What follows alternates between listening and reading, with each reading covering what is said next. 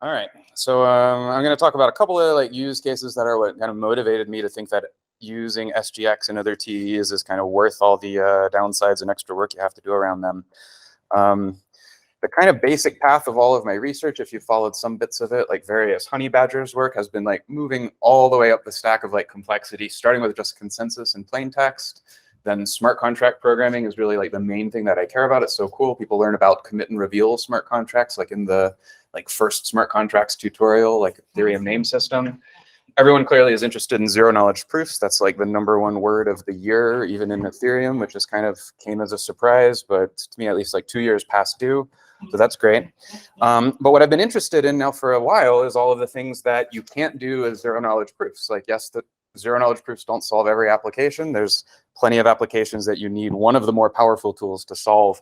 There's only 2 tools that can be used to solve the applications where zero knowledge proofs kind of hit the wall, and they are multi-party computation and trusted hardware enclaves. And if you ask about like fully homomorphic encryption, that either means threshold fully homomorphic encryption, which is a kind of MPC, or it means fully homomorphic encryption where the decryption key is inside a trusted hardware enclave either. So there's really no avoiding one of those two. And I've been kind of duking it out with the secure MPC for a while, and I'm kind of more excited about TEs now. So the one nutshell reason of like how you can tell if your application doesn't work with ZK proofs is you can't prove what you don't know. Like there has to be a prover making the proofs. You can only make a proof about data that you have unless you're using one of these other tools. So for anything like an auction where you don't reveal, is that going to be my next slide? No, not yet. Even like an auction where you don't reveal everything after the fact, you can't do that with zero knowledge proofs. You have to like give all the bids to someone to make the zero knowledge proofs about. There's really no way around it except to use one of those too. But for the sake of this like intro talk, I want to describe the first interaction that kind of led me down this path. And this started from a conversation that I had with Ari talking about where to go next after the town crier project. So if you know the town crier project, this was where we said, well, there's oracles, but they can't do everything and they're not very private. So if you add oracles into a trusted hardware enclave, then you can get some privacy guarantee for oracles. That's great. That's the town crier project. And I'm not interested in just having like one application of them. What I really want is to see like the full power of privacy rules at the complete disposal at the hands of smart contract developers, so they can come up with whatever they want to be able to be completely unconstrained. So the conversation that I want to talk about is what led to the delegate paper. This is, I think, one of the lesser well-known papers that I've worked on. We had this conversation in 2019 in Šibenik, Croatia, at the Real World Crypto Summit, Real World Crypto Summer School. This was like right before the Zcash conference in the same place. And so I was having this conversation. Phil can probably relate to this, but a lot of my best conversations are like trying to troll Ari with like a weird idea just to see how he reacts to it. And so I said, well, what else would we use SGX for? And I'd say, well, I am so bored by now by the idea that you just take, here's an application, and now here's the same application on SGX. That's like so boring. And it usually just takes the fun out of it because it's now, kind of too simple. And so I try to say, is there something that you could do if you have this really powerful tool? Let's not just do it by taking existing things and just making them on SGX. Like if this is a really powerful tool, we should be able to do some things that no one's ever seen before or really thought of doing. And the idea that we came up with is what if you could store your passwords to services inside of an SGX? And the idea would be that you would be able to get like more functionality for your existing like ordinary Web 2 account-based services than you currently have. The example that we had is like Netflix sharing. So like normally when you want to share your Netflix, you share it by sharing the password, right? That's kind of like all or nothing. You either have the password or you don't. There's a thing called delegation, which is something that like, OAuth often supports. Like you can give read-only access to your, Twitter feed, but not the ability to write to like on an application by an application basis. But that's because Twitter has a delegation mechanism, and we'll carry that out and have like a separate token for just read-only access versus not. But what if you wanted to give like a more fine-grained control over that? Like say, I will give an app the option to post like 1 tweet per day, but not more than that. Or they can post a tweet, but it has to begin with, hello, I'm a bot, and then they can only program, what comes after that. If Twitter wanted to provide that, obviously they'd be able to. But, what if you wanted to do that in Twitter? That wasn't one of the options that Twitter had. They said, well, if you just put your password in the TE and let the TE do the logging in for you, you can then sell access to the TE that is going to log into your account, and you could write the programs for the fine-grained delegation that you want in the TE, and so it'll be like a little like intermediary holding your password for you, but providing this like extra kind of programmable control on top of that ability. And so I think Ari called Surgeon Chapkin from ETH over and kind of talked about this idea. We kind of went through it, and I remember he said something like off the wall, like, me likey, and I just burst into laughter at that. And conversation kind of ended. I went away, and then like the next, I didn't hear anything about it until like 2 months later. I kind of dropped the idea and went to somewhere else. But then Surgeon and his student Shanisha just like emailed us and were like, oh yeah, over the last 2 months, we've like built that whole thing and already written it down. And what they came up with was a whole implementation in SGX of a thing where that you can, you have like your Netflix as the service there. You are the owner of an account. You go escrow your account by sending it to the delegatee service, or if it can be peer-to-peer, you send it to a delegatee node. And the idea is that this now stores all of your credentials to be able to log into whichever service. They made a demo of, I don't think they got it to work on Netflix, but there was a demo of it working on email, one working on PayPal. There's lots of variations of this. In the case of mail, it's like maybe you want to give like kind of, partial write access to a secretary to like, you can respond to invites and you can read any message that comes in if it has the filter, hackathon event, but you don't get to read all the email and you don't get to send arbitrary messages. You only get to reply, based on this pattern. So the owner sends the program that they want to have be in control of their password. They send the password to the, delegatee unit, and then the executable rules basically have like a marketplace kind of rule. So this is like to have a thing there. The idea is that you can build like a secondary market for partial sharing on top of any service, whether they intend to support it or not. Even if they don't want to support it, then you can do this to block them from being able to stop you. So again, with the Netflix example, you can give your Netflix password, but it's all or nothing. What if you wanted to like be your own Blockbuster and rent out your Netflix to watch like one movie for a night and like sell that on eBay for some money? That'd be like a secondary market for the use of your account, right? You can do this by, the magic is that you put your password in the TE and just trust that it's secure there. All right, but what it lets you do is this functionality that's like super subversive, because it's like building an extra market in a place that didn't already have it against the entire wishes of even the service, that doesn't want you to be able to, resell a portion of your account. That's the gist of it. I can go on to like some other applications, but if you've seen like my panel talk or something, they're not like, more than that. Let me pause there and see if there's any questions, actually. This is the only fun news slide that y'all might not have seen. Yeah. You covered the difference in SGX architecture or something like the AMD SED thing? Yeah, I'll give you the short version, and I think Kevin's going to give more of like an actual description of kind of like remote attestation things. So maybe we come back to the more details of it there. This kind of interface probably could work with AMD SEV. The main thing with AMD SEV is that it is meant for use in clouds. So there's a notion of the host, that's like the cloud. There's also the guest owner, that's like the person whose account it is that's creating it. And the attestation is between that guest owner and the cloud, but it's only meaningful to the guest owner. And in fact, it's based on a Diffie-Hellman key exchange. So you end up with a shared key that the enclave also has. And so you know that if you get a message from that shared key, it didn't come from you. It had to come from the only other person that has it, which is the enclave. And that's good. But if you want to now share this to your users to prove that, oh, I'm not looking at your secret data, well, I could spoof the same thing that the server told me. So like that's great in an enterprise setting where there's a trusted company and they don't want to trust the cloud, but you're just a company. That's not what we want, which is the ability to have like blockchains where you're saying I'm the app developer and I'm in cahoots with the cloud, and neither of us can peek at your data. So to me, that's the fundamental difference between what SGX lets you do and what AMD lets you do. This version actually probably is okay, because you can do this with AMD SEV. The guest owner would be the owner of the credential, and then you could do that on the cloud, and that might be okay. Any other reactions to this like application? Is it surprising or like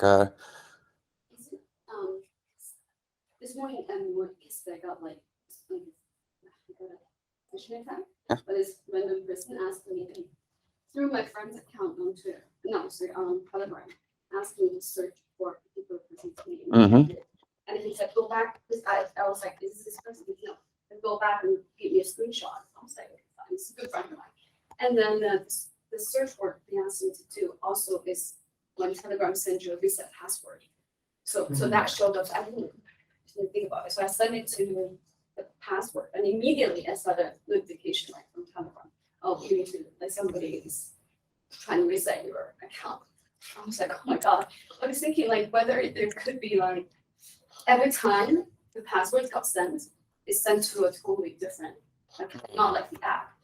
Because it's probably much easier to attack you if you send it into your account, into the actual application. saying you might not even want to keep your passwords on your own device. Like not only might you want to share it with another thing, maybe you would want to like put it there off phone anyway, and then only like, yeah, that's kind of a good idea. Like normally your device has your password in it. You might want to have like read-only access to your email account just on your own device. Yeah, so even besides being other people, this kind of same story about having fine-grained delegation, like, oh, I'll have a read-only device, a limited device. This whole thing is saying if you have the power of TEEs, you can build that even if the host, the service provider didn't, think of providing that. So it's good for backward compatibility with legacy services that aren't doing like up-to-date OAuth 2 kind of delegation. It's maybe not as subversive as saying, oh, you can do this even if they really don't want you to be able to do that. So that was the idea of like building a secondary market on top of services that don't want you to have a market is to me like just a really exciting thing, and there's not any other way of doing this. So I find that the like inspirational kind of quality of trying to do programming with TEs, and so my hope out of like advocating for private smart contracts is that smart contract developers get used to kind of a more powerful way of thinking that includes secret information and fine-grained control. What else do I have to talk about? I'll skip talking about, what do I want to do? You can either hear like 4 minutes about a zero-knowledge credit graph application. I can give a tutorial of, the high-level view of how TE-based smart contracts work. That's applicable to like Oasis and Secret Network, as well as Obscuro and Fala, which I think are less, well-known. Waiting for like feedback on that. The second one. All right. So the basic idea of smart contracts is that the smart contracts are going to be private because the smart contracts are going to run inside the enclave. That's really all there is to it at the first high level. Like you had smart contracts, now you have smart contracts running inside the enclave, so now they're secure and private. So to get to the details, you have to go a little bit further. So the first kind of key idea is that the enclaves have a secret key that never leaves the enclave. It's generated within the enclave and never leaves it. But there's a public key associated with that, and that's public. It's associated with the blockchain. And so if you want to send a transaction that only the enclave can compute on, to send a message to a private smart contract, you just encrypt your message payload to the public key associated with the enclave. So that's already kind of the basics of the idea there. There's a really critical thing, which is replay prevention. Which is a really well-established thing in like kind of enterprisey uses of SGX, but not as clearly talked about in blockchain applications of it. But the enclave should only be processing the transactions in the order that they actually appear on chain. And so roughly the way that you need to do that is whatever your consensus mechanism is that defines your blockchain, committing transactions in order. That's what blockchains do. You want your enclave to be like a light client that can tell here's a block with an ordered set of transactions, and it'll go execute that set of transactions in that order. And it's really important to only execute them in the order that they appear, as otherwise by replaying the same transaction kind of under different contexts, you'd be able to like leak more information out of the transaction that way. There's a really critical issue, which is about, or a really challenging thing, which is how to do software upgrades. Right? Software upgrades is tough in every blockchain. It doesn't get any easier when you have the TEs and private state with it. It just becomes much, much harder. There's a couple of ways of doing upgrades. The first one, and kind of the most important one, is the idea of doing an interactive exchange between the enclave running the old software and the new enclaves running the new software. So this enclave is the old software. It has the master secret key within it. Here's the enclave running the new software. What it does is it generates a new private key and secret key just for this key exchange. Sends the, do I have any animation here? No, I don't. It sends the public key to the old enclave along with a, attestation certificate saying, okay, I'm running the new software and here's like my, I don't know, proof that the validators approved it and the developers approved it, whatever the rule is. And if that passes, then it encrypts the master secret to the public key of the new enclave. Now the new enclave also has the secret key under the new rules and it can keep running like that. There's another way of doing software upgrades, which is the way that Secret does it right now. But hopefully that's not the way that they do it in the future, which is that you have a sealed file. A sealed file is SGX technology for the same CPU that wrote the file can read the file, but no other CPUs can do that. There's two options, though. There's MR Enclave, which says only the same CPU and the exact same program that wrote the file can read the file. There's MR Signer, which says that only the same CPU and any program signed by the core developers can read the file. So this version is really bad because it means the developer's signing key is also a master decryption key. It can decrypt all the transactions just by code signing a program that outputs the master secret and running that on their own node. So you should only ever use MR Enclave. But if you only ever use MR Enclave, then to upgrade to a new piece of software, you need to do this interactive key exchange process. The other detail worth zooming in on is the idea of storage. And this is kind of fun to talk about in the context of what Suave does also, because it loads the whole state into memory all at once. And that's why the current version of Suave has the 4.5-hour startup time. But anyway, the general way that these work is that there's, and this is true of Secret Network and Oasis equally, is that every smart contract system, you've got your EVM and you've got your key value storage in the back end. Every time you have, will this be an animation? Yeah, this will be an animation. So you're going to access the current balance to see if it's enough. The enclave says out to the untrusted operating system, access this piece of storage, and it encrypts the key that you're asking for. All right, so if it's the balance at this address, it encrypts that address and asks for it. The balance is stored in this untrusted database also in an encrypted format. So it sends back the encrypted value, but the enclave can decrypt it, and now it sees the plain text value. And now you'll subtract the value and then write it back. So you'll send set again. You'll send set with also the encrypted key and the new encrypted balance, and it writes it back. So that's how you have the secure enclave in an untrusted storage, and it's encrypted. Now, the problem is that the get and the set are using the same encrypted key. So every time you do this, you're using the same key. So the access pattern, which you can just add printfs to the untrusted storage, could print out the access trace of which records the smart contract is accessing. If you just do this in Secret, which is what SNP20 tokens do, or in Oasis, which is what the ERC20 demo in Oasis does, but it's not recommended that you do it that way, but it's just what the example code does. It leaks the sender. The sender's already leaked for paying gas, but it leaks the receiver as well, which isn't great, and it's not what it's supposed to do. Right? Monero and Zcash are designed so that you don't reveal who's receiving the tokens. All right, but if you just do the direct thing with Secret and Oasis without doing something extra like the ORAM that we'll be talking about later, that leaks the receiver. So that's the big issue with that. In general, oblivious RAM is needed because your enclave is just a processor. It only has a little bit of memory on it. I mean, they've got pretty big caches. I think you have many megabytes of data of memory on the Intel chip, but it's not your gigabytes of RAM. So the interaction between the CPU, which is the enclave, and your RAM, which is part of the untrusted world, goes over the memory bus, and the untrusted operating system is actually in control of the page table. So there's a tool called SGX step, which is not a bug in SGX. It's not an attack on SGX, but it is a library that all of the attacks on SGX make use of. And what SGX step lets you do is set the interrupt to infinitely small, jump into the enclave to let it run for a bit. We're going to get a more lamp. Oh, look guy, all my hands already feel or cast iron. The one thing they don't work with, and what they brought up the other day is You can't use them with ceramics. You can. There you go. That was a hacker right there. Thank you. All right, where were we? SGX step.